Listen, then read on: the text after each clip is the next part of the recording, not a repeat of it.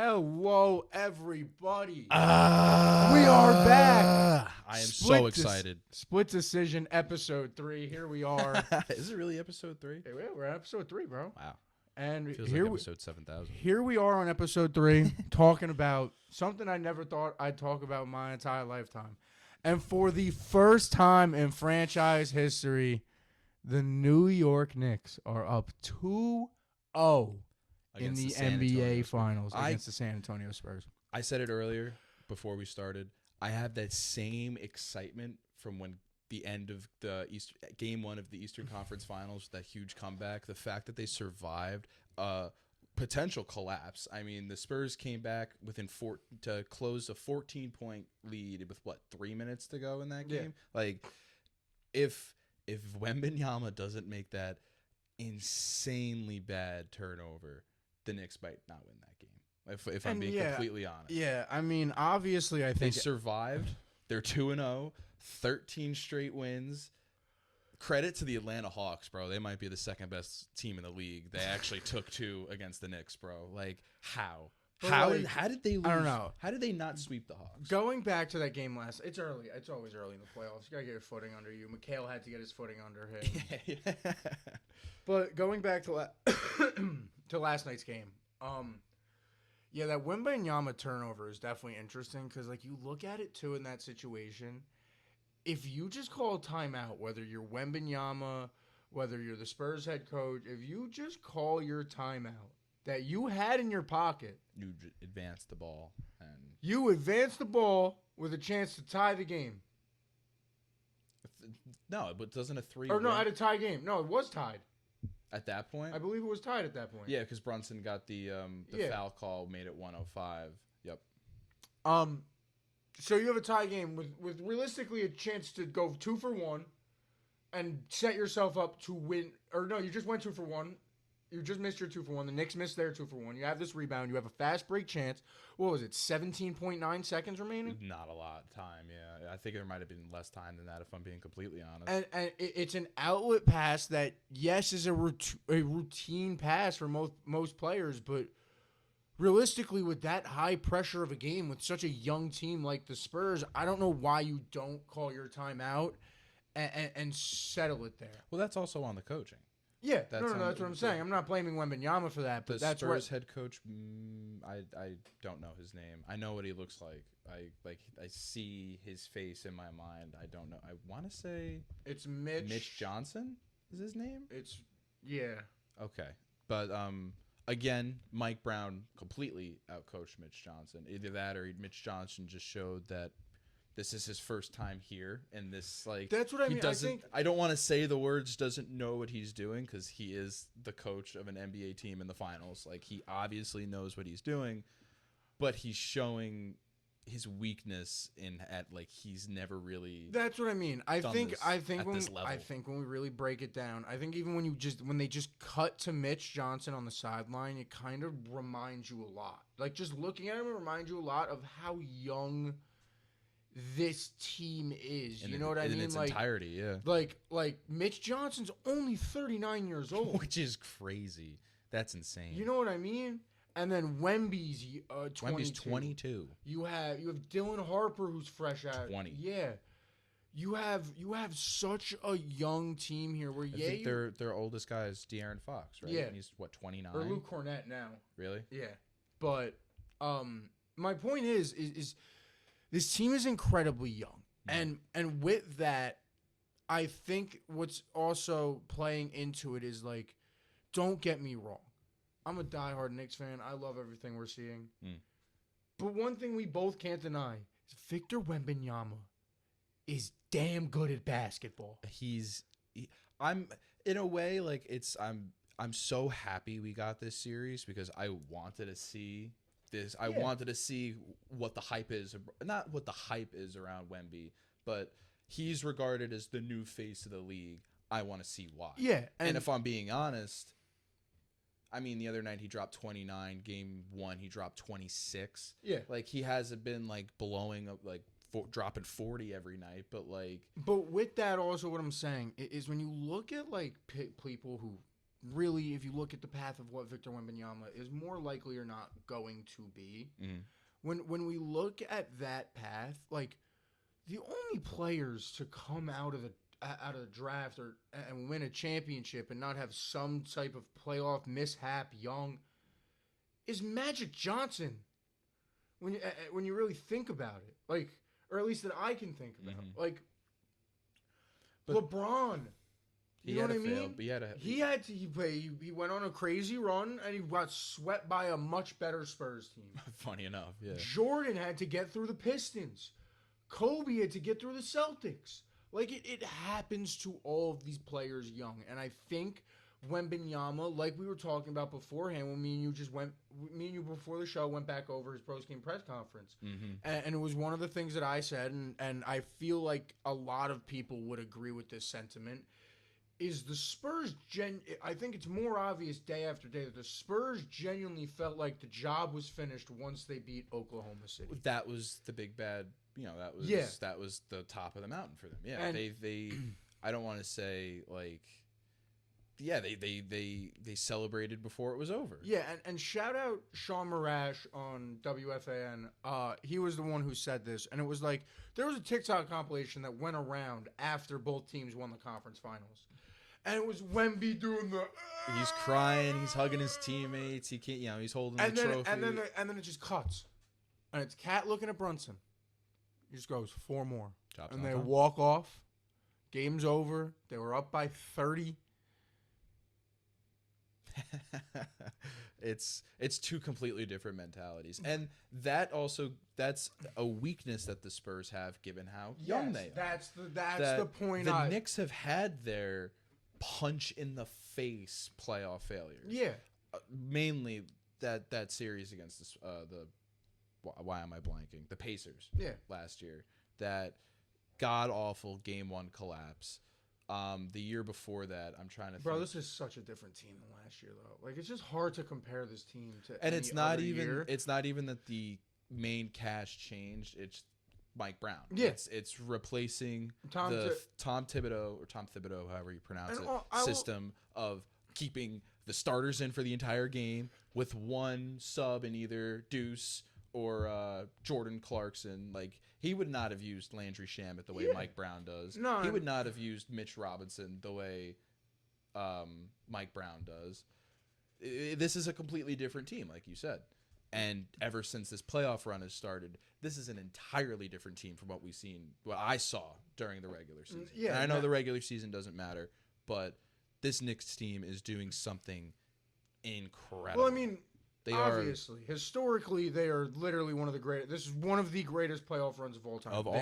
This is the second longest playoff win streak of all time. That Shaq and Kenny were talking about it on after the game. That it's not even like if they win, like, this is like one of the greatest postseason runs. This is arguably the greatest postseason run of all time. They have the second longest win streak in NBA postseason history. 13. You looked at this fun stat. Shout out Crazy Stats on NBA on Twitter. Shout out. This postseason, the Knicks have set the record for the highest post differential in playoff history over a 3-game span, a 4-game span, a 5-game span. What? A 6-game span. What? A 7-game span. What? An 8-game span. What? A 9-game span. What? A 10-game span. What? A 12-game span. What? And a 13-game span. And a Bloody Mary. Shout out Stone Cold. Shout out Stone Cold. But that's insane. Like, what are they up to now? Like a +2? So do you have 281 over the past 15 games? So that's not on the win streak. That is over the entire playoff run. But they are plus 281 point differential. That's insane. That's insane. Like, it's absolutely insane what this team has been able to do time and time again. Just like, and also, like, you talked about Game 1, bringing that back up. They were down in that game. Yeah. For a long time. Yeah. It wasn't really until like the third quarter. I mean, Jalen Brunson scoring 13 in the fourth quarter, which, I mean, I don't know. Do you have that stat? where it's we'll wait on that one in a little bit, but all right. Captain Clutch is the most clutch playoff performer of all time. Is all I'm gonna say. All I'm gonna say. Am I gonna be clipped for that with a bunch of Michael Jordan edits behind me? Probably one day. But I got some stats to prove it. You know, let's boom out now. I want you to just because. And this is shout out Max Kellerman on his podcast. He's the one who said he saw these graphs and these stats. So we'll start with this one because this one's a hyper specific stat. And I know people like to point out, it's like, well, you know, obviously Jalen Brunson can have the most points while shitting his pants backwards going upside down on a Wednesday. Like, well, I get those arguments, right? The super statistic. But so when it comes to clutch performers, most fourth quarter playoff points of all time. Obviously, on this list, it was a graph, but on this list, you know, LeBron, Jordan, Jordan's high on the list. But this is over the last few years. Last few years, LeBron, Steph, those players you'd expect to be on the list. Well, some of the best players in basketball. And then have gone deep in runs and played a lot of close games. Joker was high up there. But you want to know who led the category last year? I don't know, actually. You know, who? Brunson. Jalen Brunson? Really? Jalen Brunson? The Jalen Brunson on the Knicks? Yeah, you want to know? 6'2" Jalen Brunson? Yeah, you want to know who led the category in 2024? I don't know. Jalen Brunson. Really? Yeah. Really? Jalen Brunson, the guy who's too small to take a team to the What about 2023? You know, I think I know where you're going with this. It's Jalen Brunson. Is it Jalen Brunson? All right. You know, he needed time to settle into the Knicks, though, right? Probably, right? Like his first year on the Knicks, 2021, most playoff fourth quarter points. Again. Jalen Brunson? Wow. But now you go back, you go, well, the Knicks got lucky, guys. The Knicks got lucky. No, the Knicks saw something. His last year on the Mavericks. They went on a great finals run with Luka and... Do you want to know who led that team in fourth quarter points? Actually, led the whole playoffs in fourth quarter points that year. Now, I know you're trying to throw me for a swerve here. Is it Luka? No. It's Jalen Brunson. It's Jalen Brunson. So, if you guys caught on to what I did there, Jalen Brunson has led the NBA in fourth quarter playoff points in 2025, 2024, 2023, 2022, 2021. And potentially 2026, because, I mean, I don't know what his numbers are so far this postseason. You but cannot 13 in the fourth quarter. Brunson is, and like he's game so one. clutch. He takes over games in such a different sense and a different. The Brunson burner gets lit. Yeah, it gets like lit. It's such a different level that I've truly like. It's so hard to see. And Kellerman pointed this out too on his podcast too, which was a fun stat to see. It was a graph, right? And I looked up the graph. The graph was. On this axis was per 36 averages, right? Points per game, I'm pretty sure it was exactly, right? On this axis, it was player efficiency rating, right? Those are the two that were the axes, right? And now you have all the players bunched down here, that your average players bunched, you know, and then you got your superstar bunch. Then there's two outliers. One of which is Michael Jeffrey Jordan. Wow, the Michael Jordan, the guy on the shoe? But you want to know who actually has a better efficiency rating and was higher on that graph? Dare I say his name again? Is it Jalen Brunson. Okay. So Jalen Brunson is him. Yeah, right? You know what I say to that? Bing bang. That is what I say to that. I say I hit the nice. How you doing? Bing bang. Bing bang. Oh God, but man, you guys can't tell we love the Knicks. We love the Knicks. Speaking of the love for the Knicks, and somebody who needs to get his love and his flowers is Karl Anthony Towns. The big bodega. He has been amazing these past two. That if the finals were to end, yesterday, he's finals MVP. I think statistically, when you look at it, the best player on the floor has been Jalen Brunson. But I think if you've sat there and you've watched game 1 and 2, I think it is so obvious. And I always talk about this with Josh Hart. You watched a bunch of Knicks games with me this year. I always talk about this with Josh Hart. The reason Josh Hart's my favorite player is because everyone says the thing, oh, Josh has heart. No, but Josh Hart is such a hustle basketball player. Diving to go get rebounds. Like such a hustle rebounds. basketball player. And I love that type of passion. Mm. There is not a single player on that floor on either side that wants a ring more than Karl Anthony Towns does, and you see it in the way he's playing. You see it in the energy he's playing with when he dunked and screamed in Wemby's face yesterday. Yeah. You know what I mean? Yeah, he's playing with that he's getting intensity. physical. Yes. And he's willing to play this game that honestly, I'm calling it a dirty game. I didn't like the officiating. Neither did I. And we could get into that in a little bit. We will. But Karl Anthony Towns is feeding into that 110%. And I love and that. And he's like, if you want to punch me, I'm going to punch you right back, brother. Especially because it's like Karl Anthony Towns is very much known for that.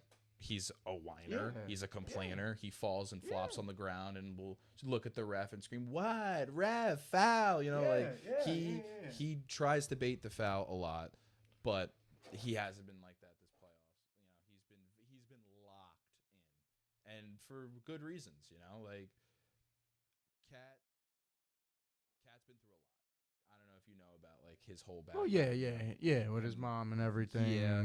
The more I see about it, the more I really am like this guy. Out of everybody, I want to see him get a ring. Oh, I want to see it. I want to see everybody on the Knicks get a ring. I want to see Jalen Brunson stop, shut the haters up. To be able to say the sentence of the New York Knicks winning NBA. The New York Knicks are the reigning NBA champion. Like that doesn't sound like that. Sounds like Kevin Harlan just said that in 2K. We are 2 wins away. And those 2 wins. A championship in New York City. It's not like we're going to San Antonio to try to win 2 to go win a championship. And that's what's insane. The fact that they are coming home up 2-0 right now. Going back to the Garden, baby. And going back to the Garden. You said that it's the first time in Knicks history going up 2-0. Well, it's the first time in Spurs history going down 0-2. Like they are... and statistically, teams don't come back from this. I think there's been 2 teams that have lost both playoff games at home, and it was the Orlando Magic, and I'm blanking on it was the Suns, and it was the Shaquille O'Neal Magic and the Barkley Suns. Both of them lost both of their first 2 games at home and never recovered. And it's not like I would love a sweep. I really would. I think everybody in New York would love a sweep. It's not like the Spurs can't win a game. Oh, no. The Spurs can 100% if come anything, out and last say, we night want to showed- shut New York up. Exactly. But last night showed that they can, and the fact that the Knicks were able to Dare survive is even more impressive. Dare I say this? New York technically already won the championship because the best player on the Spurs throughout this whole finals is Julian Champagnie, who went to St. John's. Am I wrong? No. Julian has been the best player on the floor. I mean, last night he was a little lackluster, but other than he's been slow. He's slowed down in both games. In both games, he definitely slowed down in the second half. Game 1, he was nice. The game 1, he was on fire. Yeah. But like he made like 5 threes. I think. I feel like he's been the best player on the floor for the Spurs half the time. It's where's Julian? De'Aaron Fox has also been. He's been good. Yeah, De'Aaron Fox is that type of dude where he's like he helped in that 14-point. Yeah, no, like De'Aaron Fox. That gap. De'Aaron Fox plays a style of ball. I feel like when I watch it, he doesn't stand. He's a sneaky guy. Like he's just there, and he doesn't feel like he's doing anything. And then the stat sheet pops up, and he just dropped like 8 of the last 12 with 3 assists, and it's like, oh, okay. Like I do like De'Aaron Fox. I don't know. I used to like the Spurs team, but more and more clips that have come out about them, I'm starting to have a real vendetta against this team. I mean, there was one clip. I don't know if you guys saw it. As I talk about it in post, I'll probably put it above my head. Where you have Jose Alvarado boxing out Wemby, and Wemby literally just takes the dude and granted, Wemby is like almost 2 feet taller than Jose Alvarado. So it's like it is to play devil's advocate and be on the side of the referees. It's kind of hard to like officiate that. That's like, right. It's hard to be like, was that a malicious like push or was that just like this giant moving somebody twice his size? I think the biggest one was the Luke Cornett one. the foul, the officiating of this finals, and the physicality of especially Game 2. A lot more than Game 1. And we talked. There were some bad calls in Game 1, though. Some a lot of missed calls on behalf of, that should have gone against the Spurs. So it's kind of like, what's going on in San Antonio? I think when it comes to especially Game 2, right? You look at what I brought up right before we just had those difficulties in cut, which was the Wembanyama when Jose boxes manhandling. Yeah, Jose right? Alvarado, you have that situation. The other one, like, Mitch got called for a T for chirping when 5 minutes beforehand, I watched Luke Cornett very obviously intentionally come off a screen and lay out Jalen Brunson, which I get it. It's a physical game of basketball. If they're not going to call that, it was technically, by a rule book, a legal play. Technically. But if you're going to go back... Like, it wasn't a technical. It was a foul, but it wasn't a legal play. But you know what I mean. It was not a technical foul. It was just a normal physical blocking foul. But a missed foul. Yes. Now, in my definition, maybe it's because I'm a Knicks fan. What makes the definition of a technical is, did it feel intentional, or was it out of their normal range of motion to do that? And I feel like Luke Cornett 100% lowered his shoulder and tried to lay out Jalen Brunson. 100%. But if the ref didn't feel that way, then whatever. Yeah. I'm not going to sit here and argue that. But to then go back, it wasn't even 10 minutes later. It was the same quarter. Later in that same quarter, to call Mitch for hand fighting when he does a little shove. Not only, but if you're going to call Mitch, him back, exactly. Yeah, you got to call it on Wemby. You have to, and maybe not a T, but you give them both. You have to tee them both up. You give a double technical. Yeah, and it's just like there was that one. There was the Jalen Brunson foul. Yeah, there was the Jalen Brunson foul against Stephon Castle. Where he hits the top of his dreads as they're flying through the air. But that's a foul. I guess this is the NFL now, and the dreads are the extension of the jersey. Counts part of the uniform, yeah. So I mean, if I was Stephon Castle, I'd be playing like this. Well, that's what people claim Brunson does. You know what I mean? To get foul calls, but whatever. That was insane. A lot of... Even Richard Jefferson said it on the call. Yeah. He was like, I mean, he's also bald as shit, so, shout out Richard. Would have slid smooth off his head, but hey, still. Also talking about it, since we brought up Richard Jefferson and the fact that's on ESPN, isn't it just such a good feeling that Breen is on the call? He said it on the Roommates podcast that if they hit a game winner... Oh, he's going to triple bang, yeah. That if the Knicks were ever in the finals, he would hit a triple bang if they hit a game winner. And I think it was Josh Hart or Jalen Brunson immediately says after, but what if we're down 3-0? Yeah, I remember that. We'll see. He's only hit a couple bangs this series, still not a double bang. But well, no, he reserves it on purpose. He said that. He reserves it on purpose. It's special. But I love that Mike Breen is on the calls. I also love that it just feels home. It feels like home. I love that Clyde is there. Well, yeah, you gotta be. Clyde. It's so nice to see him. That hype tape, bro. That hype video with Clyde in it and everything. Oh my God, my blood was boiling. I was ready. I was ready to run through a wall. All these edits I'm seeing, it's just I love everything about this. It's so nice. It makes me so happy that team I like is doing what it does good, for the bro. city. Exactly. Crime is down in historic rate, bro. Jalen Brunson is Batman. Jalen Brunson is doing more for the city of New York than Batman has ever done for that shit ass city of Gotham. It's crazy. It's crazy. It's I love Batman. And New York has so many sports teams, and I guess the Nets are there. Shout out the 5 Nets fans that exist in New York. Move back to Jersey. Yeah. Move back to Jersey. There's you have Giants fans, Jets fans, Yankees, Mets, Isles, Rangers, but everybody comes together. They all Knicks fans. And I feel even Nets fans to a degree, they have to see how the city is uniting behind this team, and to just sit there and be there's the little brother with a puss on your face. Everybody sees you got to come up and just be come here, bro. Just enjoy the moment. Enjoy the moment. Think of this sentence. It's cool to be a Knicks fan. It's cool. I used to be embarrassed. Literally 5 years ago, you said I that used you to would have be looked like embarrassed. people would have shot you looks like, all right, bro. All right, you're a Knicks fan. All right. Yeah, they would have been like how I look at Tough you. shit, bro. Yeah, they would have been like how I look at you when football season comes around. They would have been like, yeah, and I would have been like, Hey, yeah, bro, I know, it's the Knicks. All man. we need our Jalen Brunson. That's all we need. We just need your, yeah. Who knows? Maybe Geno's or Jalen. I don't mean that. I don't mean that. I don't mean that. I don't mean that. I don't mean that. Speaking about football, do we want to transition into that for a little bit? Or do we want to hold up on that? I mean, we could talk about it, sure. I mean, So I like this being just like, I like it being like a conversation. You know? Yeah. We're having fun. The Rams are now the heavy Super Bowl. They went up. I think it was plus. They were plus 800 to plus 550 after that trade. Miles Garrett. Okay. Is a Los Angeles Ram. Dare I say it? Jared Vars is now a Cleveland Brown. The Browns made out great. The Browns made out unreal. A litany of picks. Jared Vars, who is defensive. Jared Vars is amazing.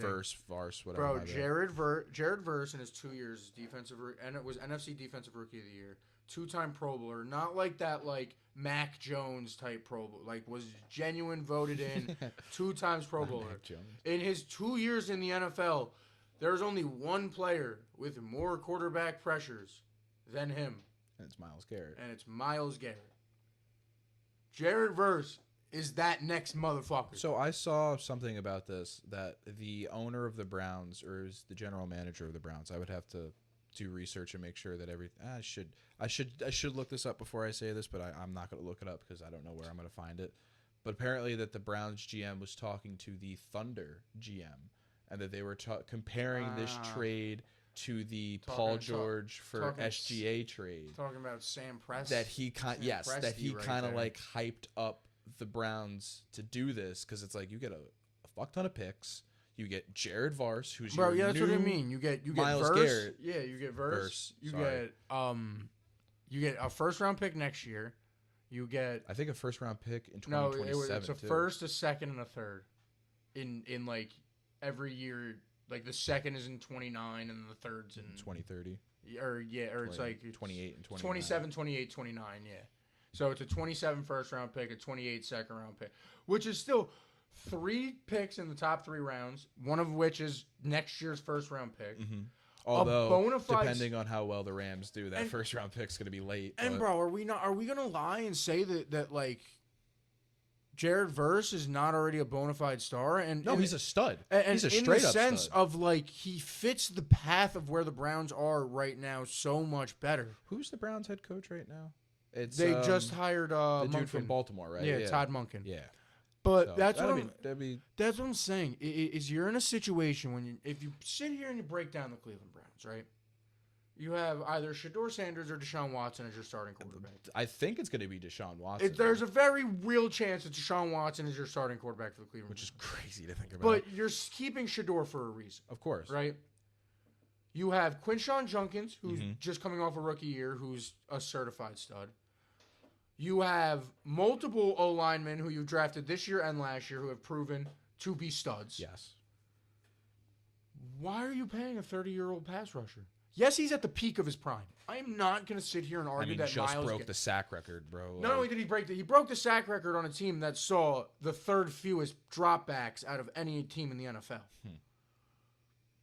Just think about how many more sack opportunities Miles Garrett is going to have because it's 3rd down and the team is trailing in the 4th quarter. That doesn't happen when you're the Browns. You know what I mean? Miles Garrett had 5 sacks against the Patriots last year. They lost by 19. They lost by 3 scores. He had 5 sacks. Oh, God. They lost by the fact that he's on a contender now, bro, it actually sends chills down my spine. And if we're going to flip to talking about that side, it's not like they didn't make out well. You proved to Matt Stafford that it goes, hey, yes, we drafted this young quarterback, but that doesn't mean I'm not winning with you right now. Exactly. That doesn't mean I'm sorry. I want to keep this going with you, Matt. Right? It proves that. 2, it gets you a bona fide pass rusher to replace that Aaron Donald role. Let's just not even talk about the fact that he could come back. Potentially. If I get an Him alert and on my McAfee phone were that talking Aaron about it, Donald bro. comes back to play football, I'll cry. I'll cry. I can't say I'd hand the Rams the ring now because Anything can happen. 18-0 Patriots lost to the Giants. Anything. That's why I love football so much. Excuse me. Because anything can happen. You know what I mean? Like Anything can happen. 18-0 Patriots lost to the New York. That raggedy dag. And who knows, bro? Maybe the 18-0 Rams lose to the Jets in the Super Bowl. Like, come on. Geno Smith leads us to the promised land. Come on. Come on.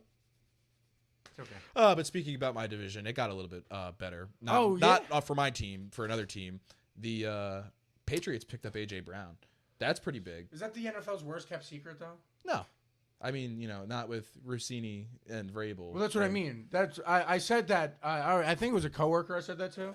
I go, bro, Diana Rossini reported this shit months ago. Well, she had the inside scoop. That's my point. She reported that shit sitting next to Mike Vrabel. Yeah. Laying next to Mike Vrabel. On a boat. Yeah. With little Mike. Wow, very pregnant. With little Mike. That's fucked up.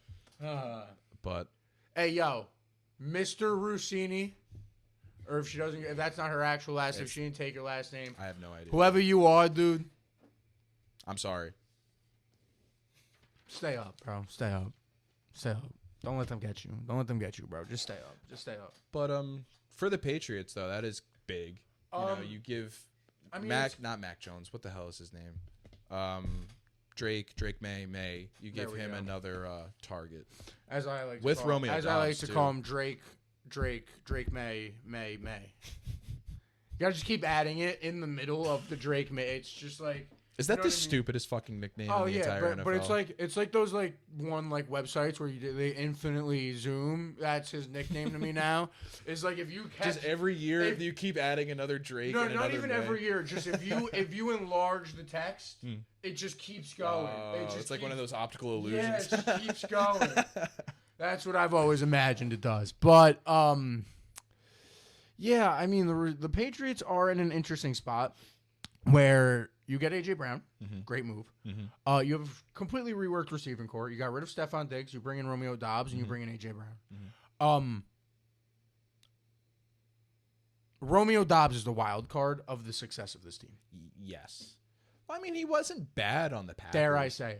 But if Romeo Dobbs can make that next step, Romeo Dobbs can make that next step we've seen the small flashes of, that team could get scary. That you got Travion Henderson. Although they young. they have like one of the hardest schedules this year. So like that fifth hardest, I believe. It's the fifth or the sixth. It's one of those. They're being the put fifth to or the the test. sixth hardest schedule. That they had the cakewalk of a schedule last year. Yeah, it's either you guys were that good, or you got carried. Yeah. But was there any other big NFL news? He's home. Oh, he is home. Well, he's on the practice squad, but he's home. He's home. Him, Juju Smith-Schuster, and what was the other guy? The Juju move doesn't make sense. They're not keeping Juju. That's why. They're not keeping Juju. I don't know. I say the Juju move doesn't make sense, but I'll sit here and say I'm never going to argue that Odell Beckham Jr. is better than Darius Slayton. I don't think he is. You don't think he is? I do not think Odell Beckham Jr. is better than Darius Slayton. Is that just because Darius Slayton's younger than Odell Beckham? It's because Odell Beckham Jr. hasn't played football in 2 years. He has 4 catches over the past 2 seasons. This is very true. But what I do think... That's right, the Yankee game was suspended or postponed. Is Juju Smith-Schuster could possibly be better than Darius. On special teams? No. Just I think general? Juju could... I think that's the only reason they have Juju on the team is because him and Matt Nagy. They have that connection. I feel like I just haven't seen Juju play in it for the it's almost the same thing. For meaningful football in a while. Yeah. No, but he's been playing. I know. Just he has more than 4 catches over the last 2 years, and that's Odell's so old and just he's what 32, 33. Now here's my question. What? Do them signing Odell confirm the release of Jalen Hyatt whenever they want to do it? I mean, I don't see why not. Because you're not bringing back Odell and not giving him 13. I mean, Jalen Hyatt could also just change his fucking number. Or he could just get cut. Or he could just get cut. I don't think any Giants fan. I'm not a Giants fan. No, I don't think anybody's going to lose sleep over. But I don't think any Giants fan is losing sleep over losing Jalen I actually think they'd celebrate. I think you may see parades in the street. I think you may see babies being born if Jalen Hyatt were to be cut from the New York Giants. I think that's a little intense, but okay. Possibly dropping the ball in Times Square for the cut of Jalen Hyatt is a high possibility. Those are all on the table? Yeah, I genuinely think so. The only parade that would be bigger would be the Brunson Burner New York Knicks. Where we gotta go.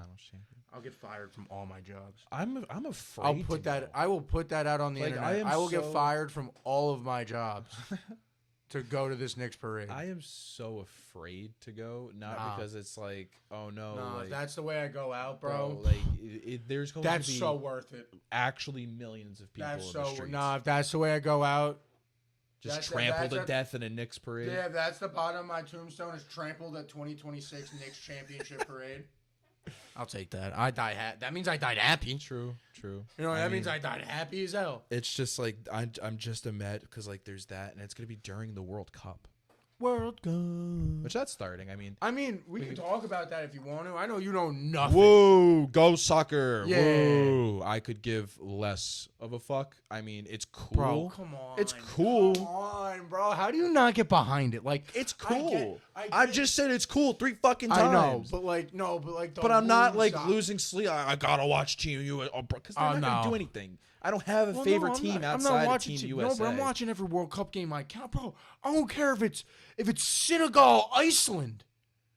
It's on. I did see, what was it, like Team Norway posted up of them like pulling up to America on like a Viking boat. Yeah, that was sick as shit. That's what I mean, I saw another thing of them that they're like actually melting because now they're in like a hot. Like, bro, like this is you know, cool. It's like and the last World Cup, bro. You gotta remember, last World Cup we saw something historic. We saw the GOAT himself finally get over the hump. Viva la Messi is what we saw 4 years ago in the same tournament, and bro.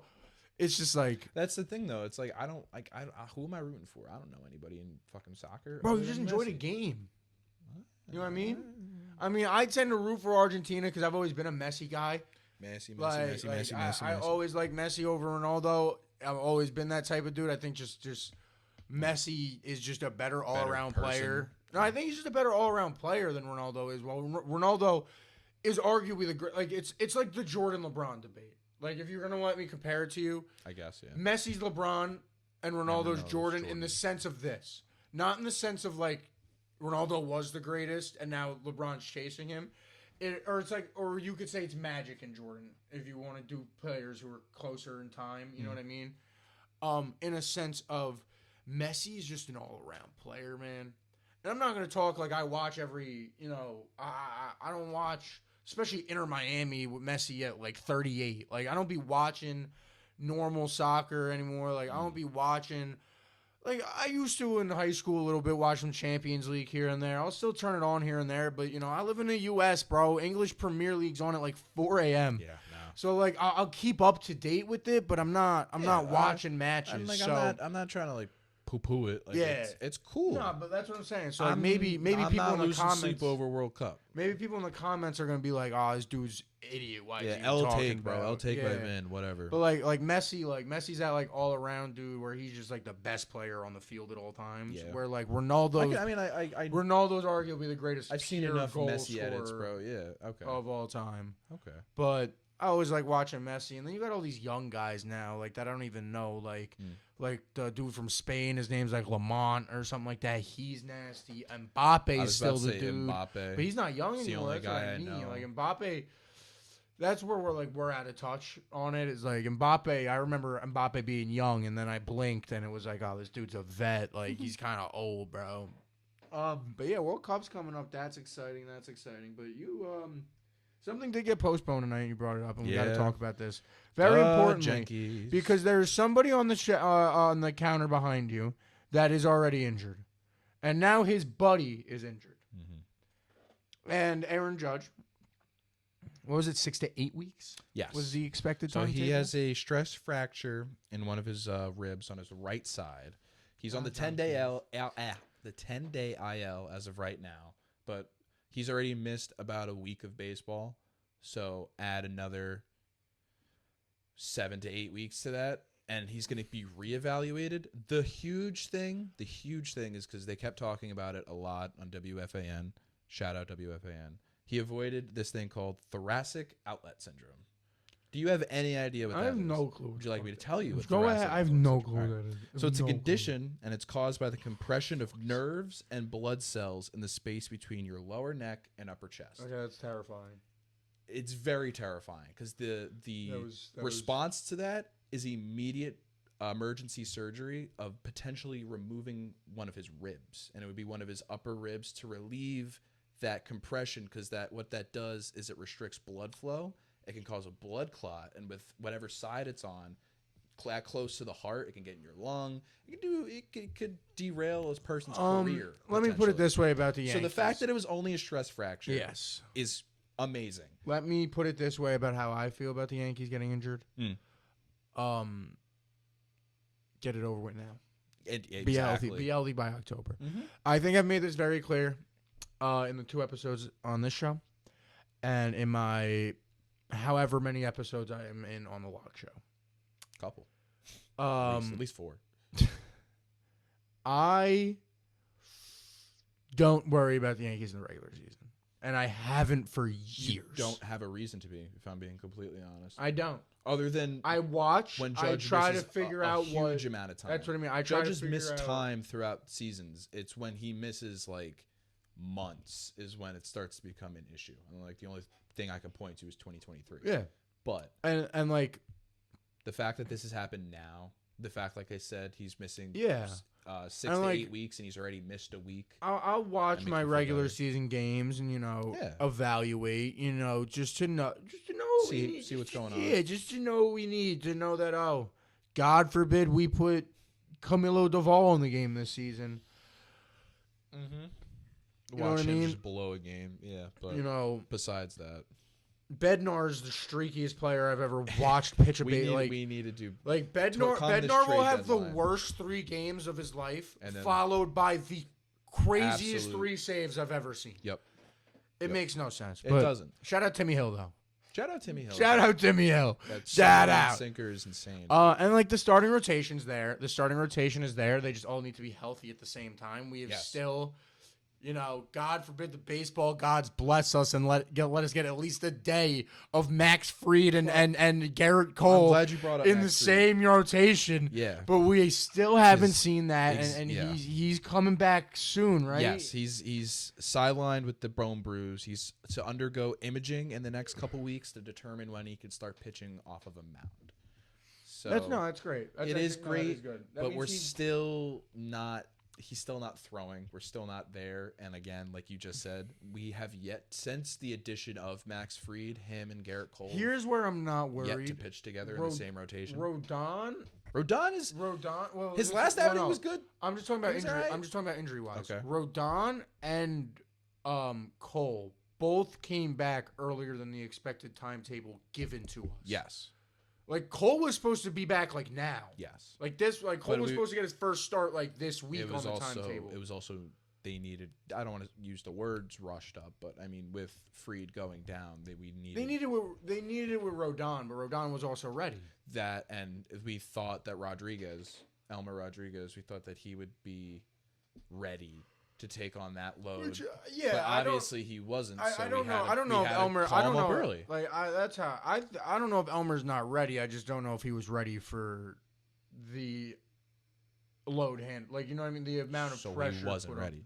No, I think he's ready to be in the starting rotation. Okay. But I don't think he's ready to be like, all right, bro, you're now the third piece getting called up, becoming the third piece in this rotation to help at the back end to help us get into a good week. Like, you know what I mean?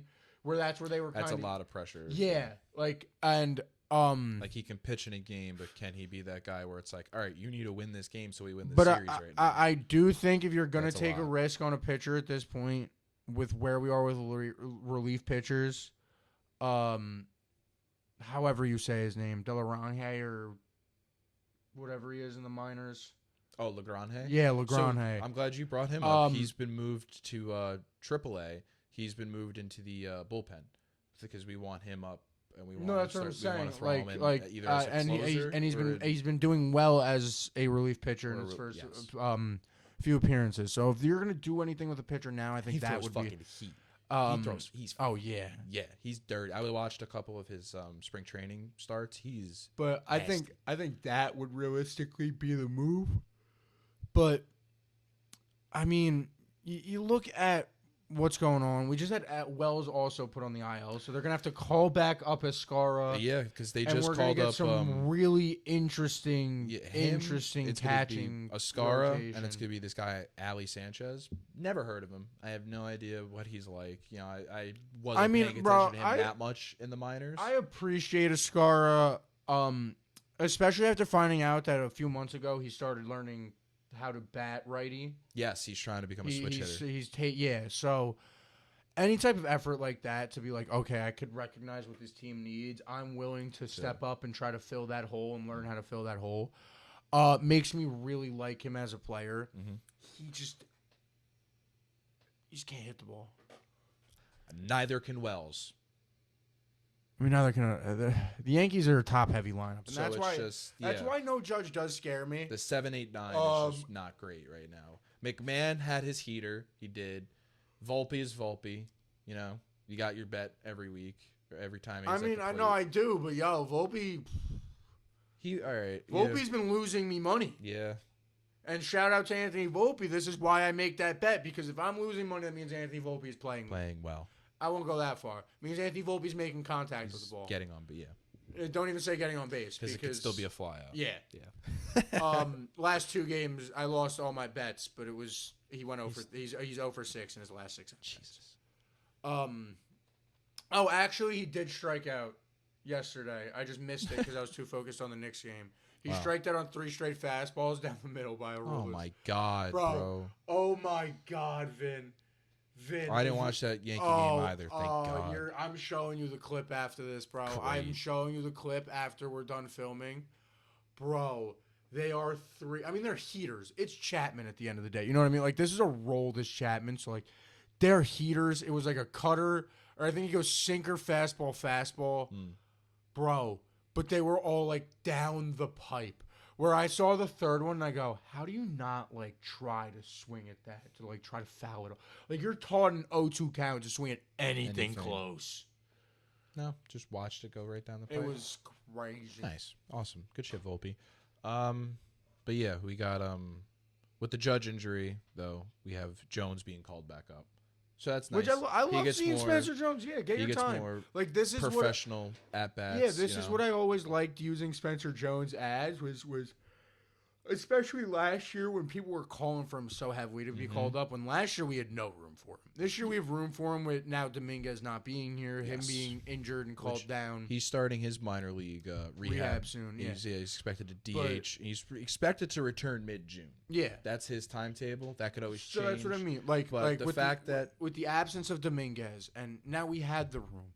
Yes, using Jones Spencer Jones as nice. that fifth call up option. You know, he'll probably travel with the team in the playoffs and you know what I mean, in case someone gets injured. Being that type of player for the New York Yankees, I think is going to be big for him in his development because, I mean, he is. Everyone talks about if he can translate what he does in the minors to the majors. Yeah. He's going to be dangerous. That's what I mean. If he could cut down on the strikeouts, you know what I mean. If he could if he could cut down on the strikeouts, and he's but like I just mean if you look at his AAA numbers, his strikeout rate is still bad. It's insane. It's always been his problem. Is his strikeout rate is just through the absolute roof. But when you really break that down and think about just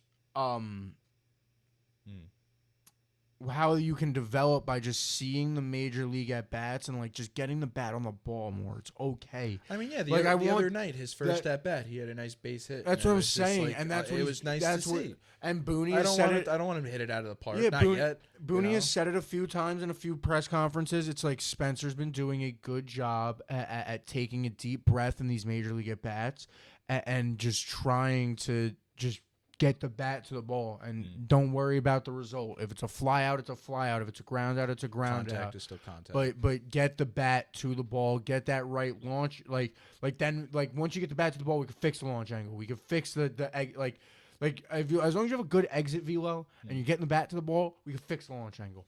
I feel like how the Yankees should approach him, and I like him a lot. I think, I do think we should go back and now, even though I was someone who was against it, you go back to the show a week ago, we talked about it and I was against it, but the more I've thought about it, and now with this Wells injury today, I do think maybe we should have a few Ben Aros, Ben Rice catching games.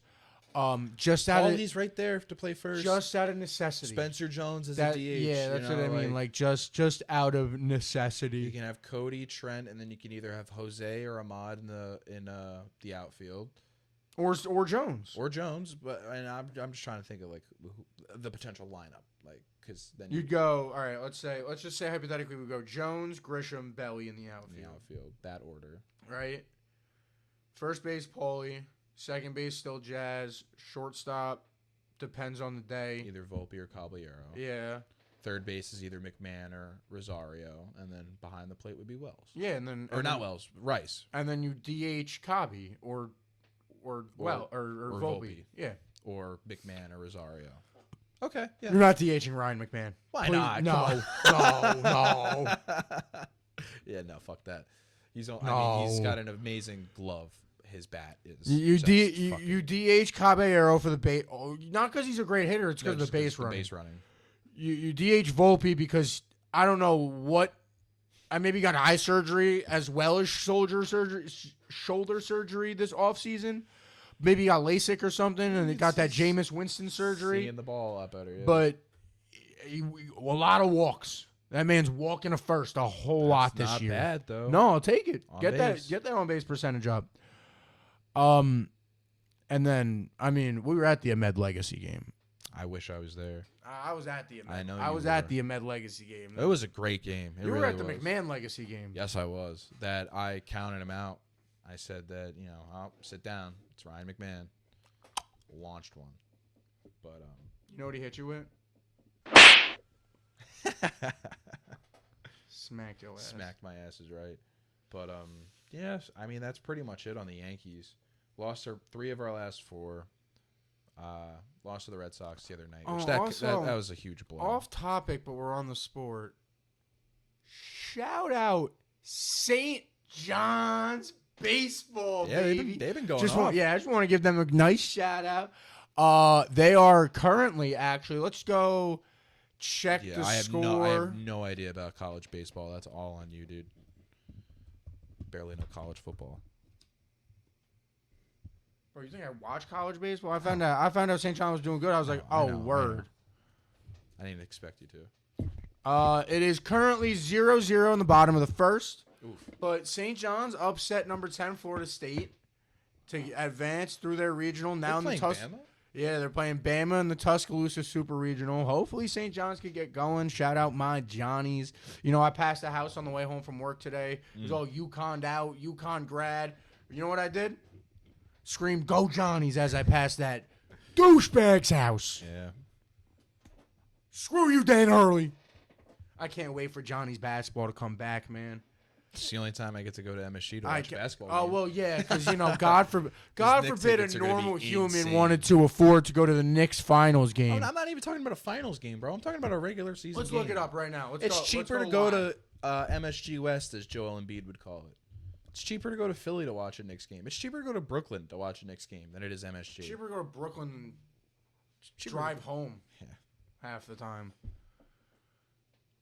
I'm pretty sure last time I walked past the Barclays Center, they actually tried to pay me to go inside. I'm joking. Please, we need to sell you tickets. All right, before I click this button, I want a prediction. How much is What are we talking about? Are we talking walk-in courts? price for Game 3 on Monday? As of 9:21 on Saturday. Walk-in price. $8,000. So, the cheapest ticket to attend Game 3, if you were going by yourself, right? Let me get the filters on. Please be right. I have a feeling I'm right. Is $87.76. Oh, okay. $8,776 is the cheapest seat. Wow. I was off by $700. Holy shit. Is the cheapest seat That is in this stadium. Insane, dude. And it's going to be packed, which is also wild. That it is going to be packed. Let me put it this way for those of you who have been to MSG. Section 311 on the Chase Bridge is $14,000. 14. Section 311. Wait. You want to get it worse? Behind the basket. Still in the Chase Bridge, but behind the basket, practically in a corner in Section 305. Yeah. You are looking at $20,000. Oh my God, bro. I just sold my kid's college fund to go to a basketball game. But here's what's That's funny insane. about it. This is what's crazy about the way that these tickets are priced. Tell me why that seat is $20,000. But I could go right here for $25,000. That's a way better seat too. I could go right here for $14,000. Logan, how much money you got? We'll pool our money together. We'll put our trench coat on, pretend we're one guy. All this, gone. No, yo, you just do the Abbott Costello movie method. You just walk into the stadium backwards and tell me you're leaving. We'll just walk in MSG backwards. That was terrible. No, just walk in MSG backwards and tell them we're leaving. That's all we got to do, bro. Works every time. Trust me. You know what? We might as well. It works every time. To go to a Knicks game? Why not? Knicks finals game. I wouldn't even want to go to Game 3, bro. Unless they if they win Game 3, Game 4 is the game to be at. You know, if they win Game 3, you practically won the finals. You're going to Game 4 because it's a celebration. Oh my God, they're 2 wins away. Even if they lose, if they go up 3-0, they're 2 wins. No team has ever blown a 3-0 lead in basketball history. We're not going to talk about the one team in baseball who has done it. Is it the Yankees? Yeah. Really? ALCS against the Boston Red Sox. What was that, the 2004 Yankees? Was that collapse? Yeah. But I mean, man, the Knicks, man. The Knicks. The New York Knicks are in the finals, everybody. The New York Knicks. I can't believe it. A team that I like is 2 wins away from hoisting a trophy. It doesn't feel real. It really doesn't. It's such a nice feeling. Right? After being just beaten down and watching just miserable sports. These for are the for past my, 10 years of my life. These are for my boys who got a Lou Edmondson jersey or an Andrea Bargnani jersey. You know what I mean? These are all from this championship's for my boys who watch Lance Thomas start at center, bro. Jose Calderon be our starting point guard for half this season. Quincy Acey, bro. Alonzo Trier. You know what you know what's great too? You know what I'm gonna start at if it's still on if. It's only 2 games. We're only up 2 games. Mm-hmm. We could blow 4 straight. I will also throw the other fact in there that the Knicks have not lost 4 straight this entire year. But that's another fact. Is that true? According to whoever was hosting WFAN this morning. I don't know if that's true or not. I kind of want to fact check that. I'll be honest, I didn't double fact check this guy. But whoever was the host keep going of WFAN this morning said that. But like, these are for like, if you think I'm not starting a fuck Trey Young chant the next time I'm around the Garden, especially if it's something Knicks related, because we know where this started. It started in 2021. It started with "We're here, we here." I can't believe it, man. Julius Randle. I cannot believe it. Oh, you know what else? We're probably going to talk about it next week too. But you want to know what else is next Sunday? I think you forgot. Oh, it's UFC White House. Yeah, and it was 4 games. They only lost 4 games this regular season. I thought that in a row. I thought they haven't lost more than 4 games in a row. I thought they had like a 5-6 game slide at one point. I thought it was after the NBA Cup. Like they had a really like rough patch. And it was only once. They lost 4 games in a row one time this year. Wow. Wow. But yeah, we got UFC White House. UFC 2 not is it technically like it's UFC called 250? I think it is. Even though it's like UFC 3 something. I'm pulling up the UFC's event. I think they're officially calling it UFC 250. Yeah, they're calling it UFC Freedom. It's called UFC, like how they called the Noche and all that. Who's on? Can we talk about who's on this card? Because I can you refresh my memory? Okay, we'll start. Let's talk a little UFC for a minute. We'll start from the bottom and go from the top. To start the card, right? Because it's not like your normal. That's what you have to remember about this. This is a shortened card. Okay, I didn't know that. Because of rules and stuff like that, and getting people permitted onto the White House lawn and all that. It's only, 6 fights? But how long are the fights? 2, 3. Like how many? Is it a restriction on rounds or is it a restriction on time? Well, no, it'll be rounds. It'll be most of them will more likely or not. I'm honestly gonna say everything except the co-main and main event are probably 3-round fights. Like it's a normal UFC event in that sense. Okay. But we start the night off with Diego Lopez versus Steve Garcia. Word. Which is a fun bout. I always love Diego Lopez. I know Diego Lopez. But Steve Garcia is a sleeper. Another American on this card. Nice. The fight could get scary if Diego wants to stand up with that guy. But if Diego does Diego, he could. I think Diego has such a big advantage in the grappling game of that fight that I genuinely think that Diego Lopez and Alexander Volkanovski are here, and the rest of the featherweight division is here. Like I just think they're so miles ahead of each other. But we got Diego Lopez on the fight. That's cool. We got Bo Nickel on the fight. Every American loves Bo Nickel. Olympic wrestler Bo Nickel, college national champion. He won at Penn State. Nice. He's fighting Kyle Daukaus, another American. I thought that was like a big theme of this card. It's a lot of Americans, right? Daukaus, gonna be honest, know of him. Don't watch it. I haven't just come across a lot of Kyle Daukaus fights. It's just not someone who I tend to run into cards that he's on. It hasn't really matched up.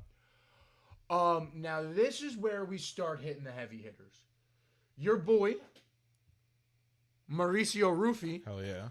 Fighting who I call him the Bulldog. Or the Pitbull. I don't know what his actual nickname is. Michael Chandler. Oh, shit. So that is going to be a blast. That's going to be a good-ass fight. Because Mauricio Rufy is an insanely good fighter. Mm-hmm. And Michael Chandler, I'm convinced, wants to die in an octagon. I am very heavily convinced that Michael Chandler has it written down that it's like, no, I have to die in here. Like, in his contract, Dana was like, yo, Mike, you could, you could don't tap, bro. Bro, if you're getting the shit beat out of you, you could just eat it for a few times so they call the fight. And he's like, no. He's like, I want to win, and I'm just gonna die. I'm either gonna die, or they're gonna win, or they're gonna put me out. Yeah. Or I'm gonna win. But he's been put out a lot recently. He's on Michael Chandler is on a tough stretch. He lost to Patty. Recently. Before that, he lost a UD decision at Oliveira. Before that, he lost to Poirier. Before that, he lost to right before that was when he beat Gaethje. But so far, or not Gaethje, Ferguson. Sorry. But yeah, out of his last 6 fights, an aging Tony Ferguson, off an insanely great front kick knockout. I'm sure Tony Ferguson was the dude. I know you're not big into UFC. Who got definitely seen the who got turned into Abe Lincoln? You ever see that one? That front kick here. I'll show you the picture. Where he gets his face smashed in. I think I know exactly what you're talking about. Here, look. So that's Tony Ferguson at like 40, right? So gets turned into Abe Lincoln. and That's I'll put a the crazy picture way up of on the putting screen it. for you guys. But it's just that out of your last 7 fights, 1, 2, 3, 4, 5, 6 fights. You're 1 for 6 against an aging Tony Ferguson. You've lost to Charles Oliveira twice. You've lost to Paddy Pimblett. You lost to Dustin Poirier. Like he's been getting big name fights, but losing them consistently, which is why it's such a big fight for someone like Mauricio Rufy, who like if he could just smack Chandler, it's like, oh, that's huge. He's here. Another fight talking about people who may kill themselves. Yeah, this is gonna be a good one. Josh Hokett versus Derek Lewis. That Hokett fight. The other night, or not the other night, but the other, I forget what UFC event it was. Yeah. He was going to war. To the point where Trump looked at Dana and goes, why isn't he on the card? And well, no, it went like this. This was the story. It was as the Hokett fight was going on.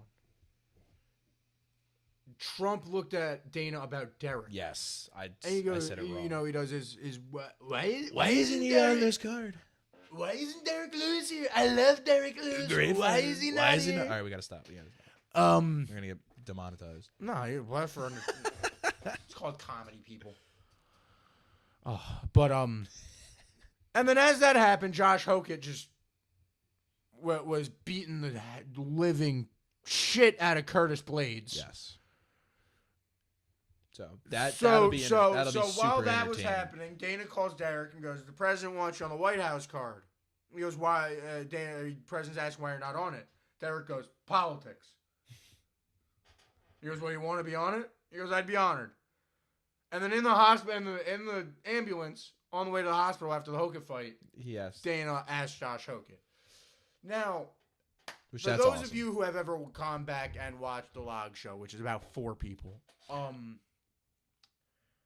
when Josh Hokett won that fight against Curtis Blades, I sat here talking about I was gonna be the next biggest Josh Hokett fan of my entire life. The more that this dude is in media, the more I don't care that Josh Hokett is 245 pounds, or I'm exaggerating with that obviously, but I don't care how big Josh Hokett is. I really want to see him get smacked across the fucking face. You don't like him anymore, bro? He made fun of Pereira. Like, he got an interview with TMZ, right? And he refused to do the interview. And the way he refused to do the interview was pretending as an Englishman, as a citizen, as a citizen of the United States, as an American. Okay. Pretended he didn't speak English because Pereira is from Brazil and speaks Portuguese and actually doesn't speak English. And he was going, he had a fake translator next to him. And he would just keep going, Shama, Shama, Shama. Like, you know what? No, put him in the octagon against Shama now. Like, I want it now. Like, now I really want Derek Lewis to knock the fuck out of him. That'd be awesome. But I also don't, so that Pereira can win his interim belt fight that we'll talk about in a second. So Pereira can win that fight. And then for the belt, we get Josh Hokett versus Alex Pereira. And Alex Pereira murders a man and gets arrested on his way out of the octagon. Because he almost did that to Israel Adesanya, who I love Izzy. But, everybody who walks across this man, Alex Pereira, becomes a bag of rocks. That man is dangerous. Before that fight, though, before the Pereira interim heavyweight fight, we do have Sugar coming back against Ayman Zahabi. I have never heard of him. Wrestler. He's a good fighter. He's on the up and up. I think I want to say first round finishes. What's his record? Yeah, he's 14-2 professionally. Wow. He's young. He's definitely on the up and up. But so that'd be a nice fight. I'm hyped to hear it. Sean. I've been listening to it recently. It's been in my workout playlist. I'm hyped to just hear Superstar at the White House while he walks out. That'd be dope. So we get that one. Then the co-main event, a heavyweight interim title bout, presented by Crypto.com. Not my sponsor. That's the UFC sponsors. We get Alex Pereira trying to become the first ever 3-division champion, as he was a middleweight. So this is for a belt? Light heavyweight. Yeah. It's for the interim belt because who knows what's going on with John Jones. The GOAT. Which, I mean, if Alex wins the interim title belt, bro, John, I have to look. John Jones, I got to look in the camera and say this. I love you. You will always be my favorite fighter of all time. I always go you and then Conor McGregor. But, bro, take the fight, man. Everyone wants to see it. Stop being scared of Alex. I know he's younger. He's the one that could ruin your legacy. I get the perspective of what do I like he has nothing to lose. I have everything to lose by fighting this kid. I have everything to lose. And that's how he felt about Tom Aspinall too. He was like, I have everything to lose about fighting this kid. I think he could beat Aspinall. Give him Pereira though, because he wants the fight that's gonna make him a lot of money. The UFC will pay him $1 billion to fight Alex Pereira. I'll chip in. Honestly. And he's gonna fight Cyril Gane, who I mean, Cyril Gane is good, man. It just seems like every time he has a big fight, he chokes. Lost to Aspinall. Or I guess he didn't lose to Aspinall. He lost by DQ. Like, that was the no contest, the eye poke. I don't know if you remember that. I do remember that, yeah. So, I don't know. He beat Volkov. He's beat Spivak. Not counting that Aspinall fight, he hasn't lost since he fought John Jones. You know what I mean? But I don't know. I can't help but talk about the one, the only John Bones Jones. Well, no, the dude Cyril Gane is fighting Alex Poatan Pereira. Like I don't give a flying hoot. All my money's on Alex. Don't give a flying fuck. And then the main event of the evening. Fighting. Oh, that's out of the blue corner. The interim lightweight champion of the world, Justin Gaethje. And his opponent fighting out of the red corner, the current reigning defending lightweight champion of the world, El Matador, Ilia Topuria. Yeah, really into that. Yeah. That is what we got. That's gonna be a For great me, main event, bro. Yeah.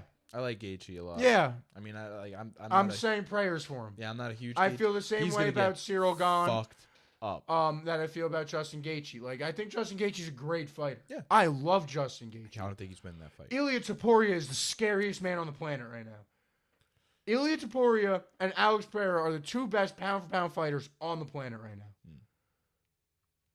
Ilia Topuria is literally, his hands are Alex, but he's just this big, and Alex is that big. You know what I mean? Yeah. Like, that's just the difference. But that's next weekend, so I can't wait to... That's going to be awesome, dude. Lock in and hopefully watch that with some of you guys. I was about to say, that'd be a dope little watch party, maybe. We could try to figure something. Depends on all that over there. Well, obviously. We could try to figure that out, but that'd be awesome. But yeah, I think that's all we got for today. Yeah. Yeah, I think that was a pretty solid episode. Yeah. Covered a lot. Nice episode. I just killed everyone's earbuds on purpose. I don't know what the fuck that was. All right. That was so on purpose because I know nobody's listening this far into the video. I hope to get a text. It's like, Logan, what'd you do with the last minute? And I'm like, oh my God, you watch. I'm going to forget. I'm going to be watching this video late at night. Yeah. It's going to scare the shit out of me, so I appreciate that. That's the point. To know people are watching this far. All right. And we're going to go out. We're going to go out on this. We're going to go out on one thing. You cueing something.